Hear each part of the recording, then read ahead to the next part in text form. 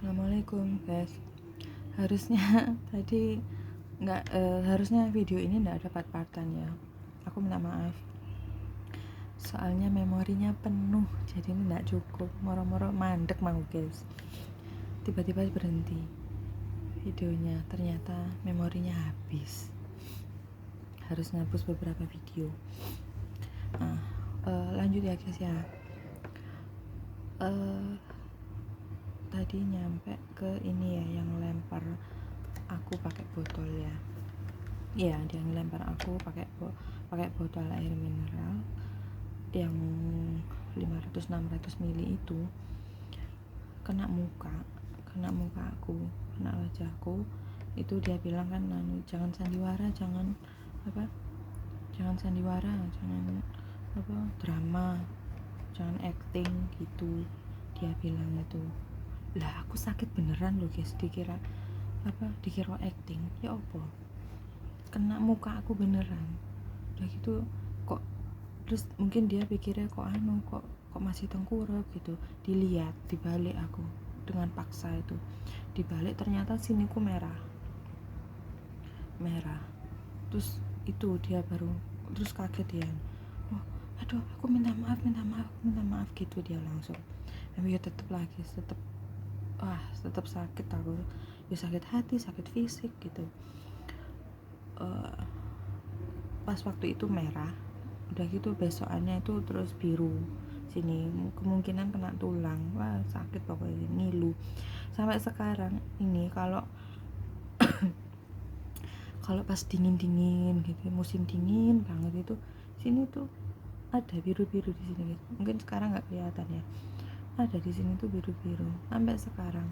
Dan masih sedikit ngilu, nggak tahu kenapa, tulangnya itu apa retak bagaimana, nggak ngerti aku di sini sampai sekarang tuh. Itu kan kejadiannya 2015, dan mulai itu aku udah nggak mau sama dia. Dapat berapa hari terus ini ku udah agak enakan. Kalau aku pas aku keluar itu ditanyain sama tetanggaku, kenapa itu pipinya aku yang ngalin loh guys, nggak ngaku, malu aku sama tetanggaku kalau bilang habis dilempar itu botol tadinya, nggak ngaku aku. Oh iya, habis kena kejedok lemari aku gitu, alasanku bohong aku sama tetanggaku itu. Dapat berapa hari aku pulang ke Jawa, pulang ke rumahku. Itu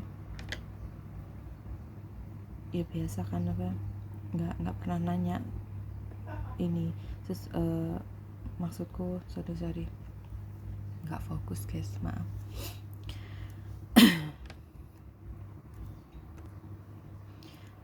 Nah setelah itu aku kan pulang. Setelah pulang itu dapat beberapa hari aku di rumah, itu aku berangkat ke Jogja, minggat istilahnya guys. Ngasih pelajaran sih sama mantanku itu. Aku minggat ke Jogja, nyari kerjaan di sana. Alhamdulillah dapat dari Facebook. Itu aku nggak punya siapa-siapa di Jogja, nggak kenal siapa-siapa lah istilahnya. Ya ada tetangga yang di sana, tapi aku nggak ini sama dia gitu loh, nggak mau ngerepotin dia lah ibaratnya. Itu aku benar-benar sendirian, dan aku itu cuma berhubungan sama teman-teman yang aku tahu, yang kan aku kenal di Facebook itu loh. Dan alhamdulillah aku dapat kerjaan di Jogja itu, di pabrik rokok gitu loh, di pabrik rokok. Maaf ya guys, kotorannya metu ya guys, maaf. Nah aku dapat kerjaan di Jogja gitu. Pas mantan suamiku itu tahu aku di Jogja, marah dia guys,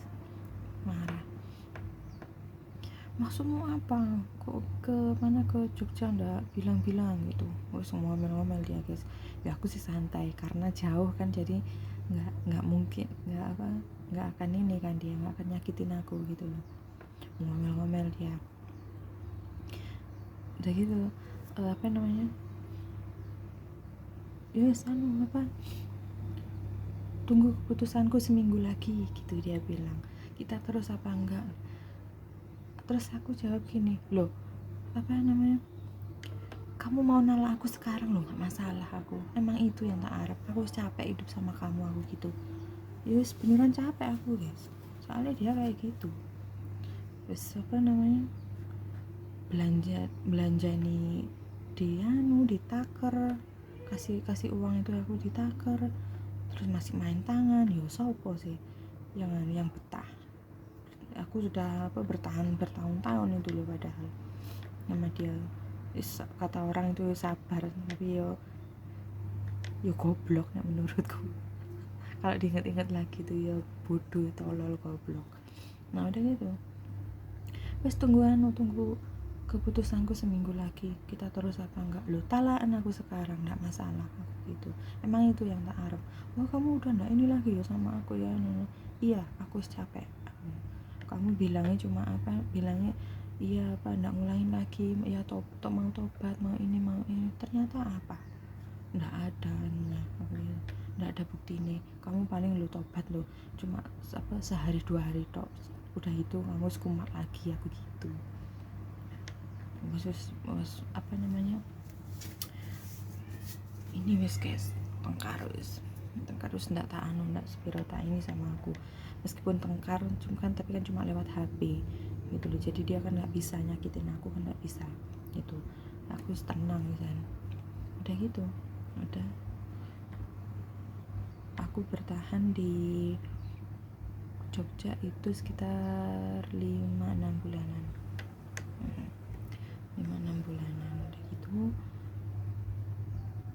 dapat kabar nggak enak gitu. Dapat kabar kalau dia tuh jatuh dari lantai 2. Dia tuh ngecat, dia kan pemborong terus dia tuh ngecat terus jatuh, nggak tahu apanya yang kertak apa patah, nggak tahu tuh tulang punggungnya apa apanya gitu. Terus dia nelpon aku, dia bilang gini, kalau nggak kamu yang ngerumat aku, yang anu aku, terus siapa, aku sendirian di sini gitu, dia bilang gitu. Ya aku masih ada rasa kasihan gitu sama dia gitu loh, yo kasih, oh iya wis.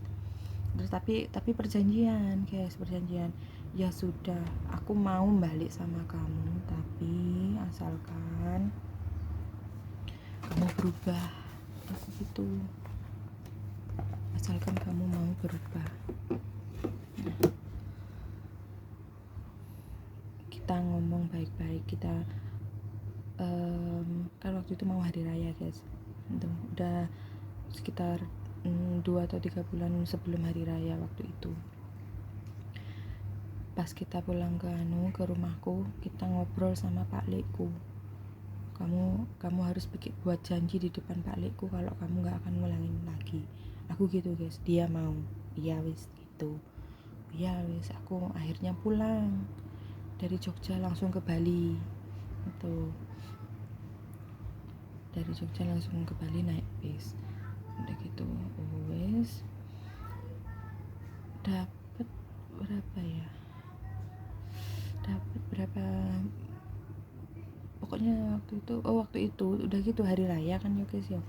Hari raya ternyata dia nggak mau, malu, takut ngobrol sama Pak Lekku itu, nggak mau gitu loh, nggak mau. Terus tapi dia janji sama aku, nggak usah ngobrol sama Pak Lekmu, nggak usah tapi yang penting aku mau berubah gitu dia guys.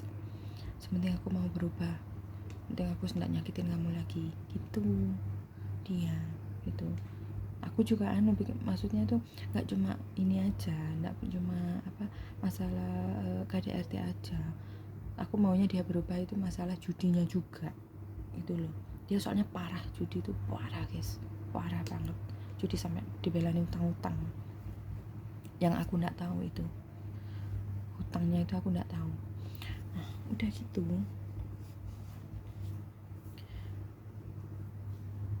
oh ya wes aku gitu ya udah kita rujuk lagi kan. Udah gitu masuk 2016 ya gitu guys, nggak tahu ya apa memang sudah sifatnya kayak gitu apa gimana, tetap aja seperti itu gitu loh. Aku ngelihat apa Lesti sama Bilar itu ya guys ya, ya sebenarnya agak kecewa kenapa Lesti kok nyabut laporannya gitu loh. Soalnya apa, aku khawatirnya Bilar itu sama kayak mantanku gitu loh. Dia bilang tobat, dia bilang wis nggak ngulangin lagi, dia wis minta maaf dia, tapi diulangin lagi gitu loh. Khawatirnya tuh seperti itu. Tapi ya itu kan ya terserah Lesti sendiri sih ya. Itu anunya Lesti, kehidupannya Lesti gitu loh. Tapi apa ini kembali ke masalahku ya. Dia itu berubah 1-2 bulan aja dan selanjutnya dia seperti itu lagi gitu loh. Karena dia sudah seperti balik lagi kayak gitu ya wes akhirnya aku lepas terus nggak mau aku kan nggak mau balik lagi sama dia, nggak mau kan stop itu stop wes aku sama dia. Itu pun aku mau pisah sama dia itu aku nemuin semua keluarga, minta izin aku sama keluarga aku minta izin, tak temuin satu-satu Pak Le, Bule, bapakku, Pak D, almarhum itu tak temuin, minta izin kalau aku itu mau pisah sama orang ini gitu. Semuanya apa kata aku kecuali almarhum Pak D ku itu guys, pemikirannya sama aku. Kenapa aku kok ndak mau ini, kenapa kok aku bertahan bertahun-tahun sama mantanku itu, karena aku ya itu tadi aku ngeliat aku ini dari keluarga broken home, adik-adikku itu juga gitu, cerai nikah lagi, cerai nikah lagi, adikku yang nomor 1, adikku yang nomor 2 tuh. Jadi aku nggak mau kayak adik-adikku, kayak orang tuaku gitu. Orang tuaku pisah dari aku kecil gitu. Aku sepemikiran sama almarhum ini, sepemikiran. Tadinya almarhum ini nggak setuju aku pisah sama mantanku, itu nggak setuju. Aku disuruh bertahan gitu. Aku disuruh bertahan sama Pak Deku ini, almarhum ini. Cuma aku sudah Pak D, aku wis mikir bolak-balik aku gitu. Ini sudah tak pikirkan matang-matang banget, nggak cuma sekarang aja. Sudah dari tahun lalu aku pikiran kayak gini. Aku ngasih pengertian kayak gitu. Udah dari tahun lalu aku berpikir. Akhirnya sekarang aku nyerah. Karena apa? Dia nggak mau berubah. Berubah itu cuma 1-2 hari aja ibaratnya. Setelah itu balik lagi, sudahlah Pak D, aku gitu. Restuin aja aku mau pisah sama dia. Terus akhirnya Pak D alhamdulillah ya wis karepmu, wis apa kataku wisan gitu. Ya sudah, akhirnya aku mutusin untuk pisah itu daripada aku terus-terusan sama mantanku yang toksik ya namanya ya, yang toksik. Udah ya suka judi, ya suka main tangan gitu. Aku bertahun-tahun aku di Bali nggak dapet apa-apa itu. Pas tak tinggal itu barang-barangku yang hasilnya aku beli sendiri itu, dari hasil aku kerja itu dijual sama dia tanpa ngomong sama aku. Tapi ya wis lah, dunia kena digoleki meneh gitu, harta bisa dicari lagi.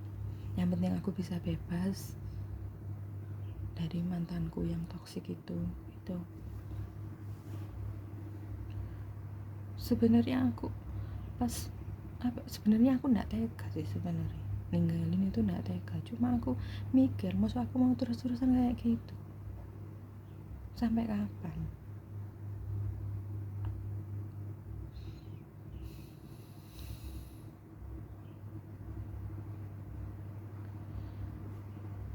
Sebenarnya apa ya, aku pinginnya tuh nikah itu cuman 1 kali aja. Aku nggak mau nyontoh orang tua aku gitu sebenarnya. Cuman ya ini sudah jalanku, ini sudah jadi takdirku, ya mau gimana lagi. Ya wis dianu aja, harus ikhlas, gak ikhlas harus ikhlas kan gitu. Sudah cerita hidupku ini wisan tak terima.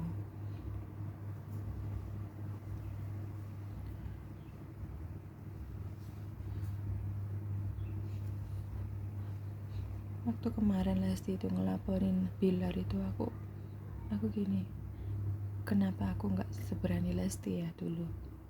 Aku pikir gitu, kok aku nggak seberani Lesti ya.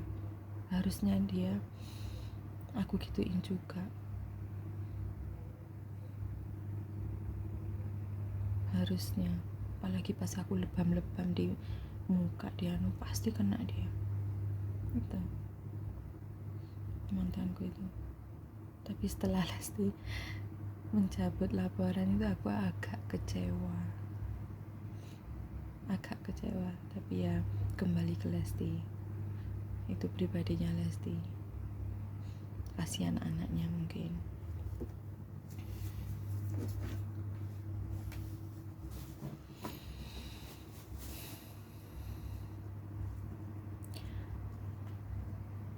Berat sebenarnya guys, buat nyeritain ini lagi itu berat sebenarnya. Aku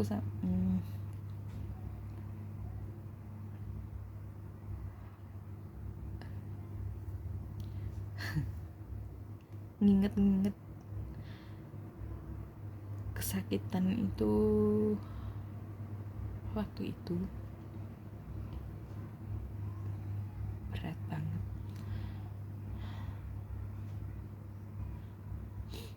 Alhamdulillah sama suami yang sekarang, alhamdulillah ya, meskipun dia lebih muda dari aku, tapi alhamdulillah dia nggak sampai main tangan, nggak sampai kalau marah ya wis marah aja. Udah setahun aku sama suami yang sekarang, sudah setahun ini nikah aku sama suami yang sekarang.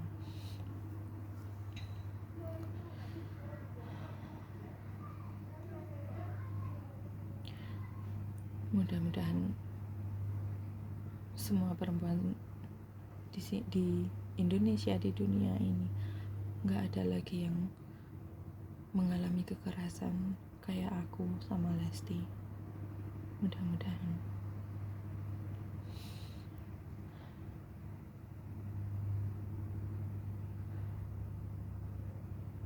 Untuk para suami, para lelaki, mbok yojo gampang-gampang ini, jangan gampang main tangan. Kalian itu kan dilahirkan dari perempuan, bukan dari batu. Masuk seenaknya kayak gitu. Jangan bilang gak butuh perempuan kalian itu, para lelaki.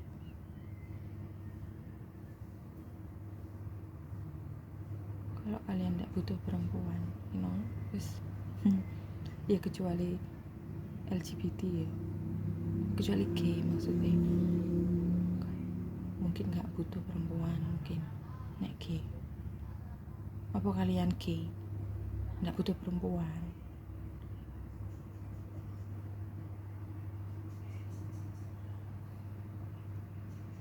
Aku sebenarnya melihat kasus-kasus itu nggak cuma Lesti aja, kan ada beberapa kasus itu dulu itu yang perempuan sampai dibunuh lah, inilah dihajar lah, kadang masih pacaran gitu. Aku mesti nangis, nangisnya bukan apa, ingat diriku sendiri dulu itu, bukan apa, ingat diriku sendiri. Aku pernah di posisinya, aku tahu gimana sakitnya gitu.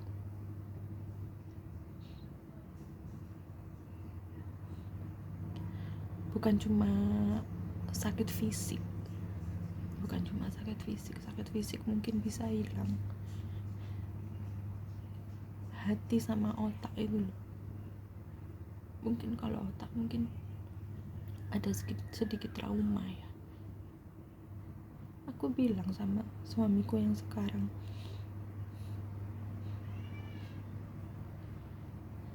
kalau kamu pas masih pacaran tuh aku bilang, kalau kamu suka main tangan, maaf aja, aku gak bisa. Aku gitu, aku agak trauma. Aku trauma sama laki-laki yang main tangan. Kalau kamu main tangan sekali aja sama aku, meskipun kita baru nikah, meskipun kita udah lama nikah terus punya anak, sekali aja kamu main tangan sama aku, wes, nggak usah kebanyakan ngomong, langsung pisah, wes. Aku gitu. Iya, sama suamiku yang sekarang aku kayak gitu. Kasihan sebenarnya sama suamiku yang sekarang ini. Dulu aku kan nggak bisa berekspresi, meskipun aku dibilang gini, dikatain apa, babi, jancuk, apa itu, perkataan sing kotor-kotor itu, aku diem.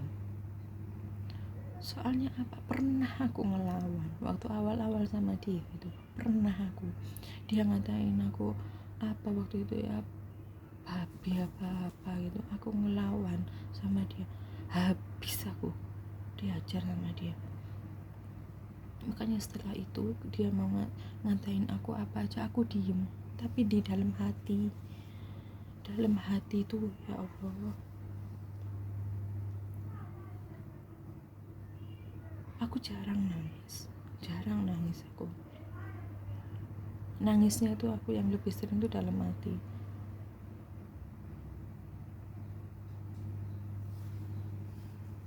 Aku lebih sering nangis dalam hati daripada nangis sampai dengan air mata. Pas pisah sama suamiku, aku ngambil barang-barangku itu, dia itu masih berharap rujuk sama aku, itu masih berharap. Tapi aku waktu ngambil barang itu sama adik sepupuku, sama adikku. Aku gini sama adikku, karena aku orang itu gak tegaan. Aku gini, Vi, nama adikku itu Avi. Vi, nanti Vi pas ngambil barang, kalau aku ndak keluar, kalau aku misalnya aku disekap atau aku gimana ndak boleh pulang, seretan aku gitu, seretan aku gitu, seretan keluar aku gitu. Sampai aku berpesan kayak gitu sama adikku itu, karena aku nggak tegaan orangnya. Makanya aku ngajak adikku itu untuk ngambil barang-barangku itu.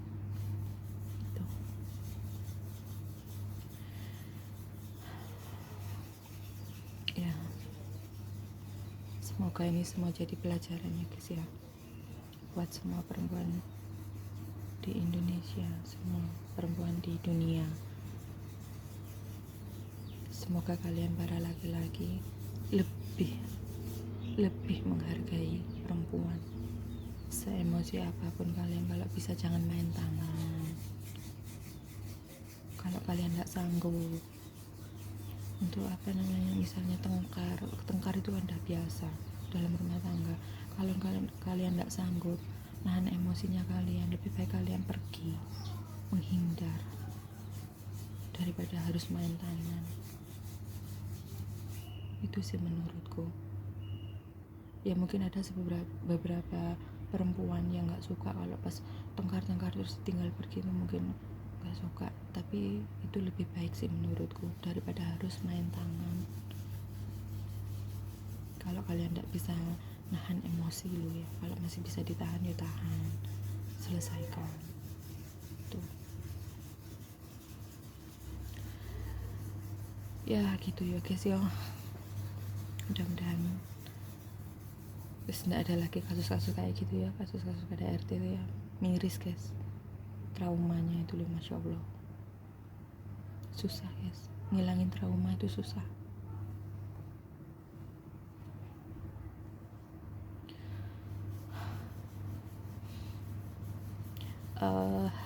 Lain kali next video mungkin ya aku mau cerita ini deh tentang teman-temanku yang ini deh, teman-temanku yang ada sih yang jadi ini PS. Ya aku ada beberapa teman yang kerja seperti itu aku kenal waktu di Surabaya. Waktu itu gang apa namanya, gang Doli masih belum ditutup. Aku ada beberapa temen yang ini yang kerja di sana. Itu ada yang dijual sama orang tuanya sendiri, ini kisah nyata loh guys, dijual sama orang tuanya sendiri. Ada yang suami istri. Yes, next video ya guys ya, insya Allah. Ya udah ya guys ya, jangan lupa subscribe, like, sama komen ya. Assalamualaikum.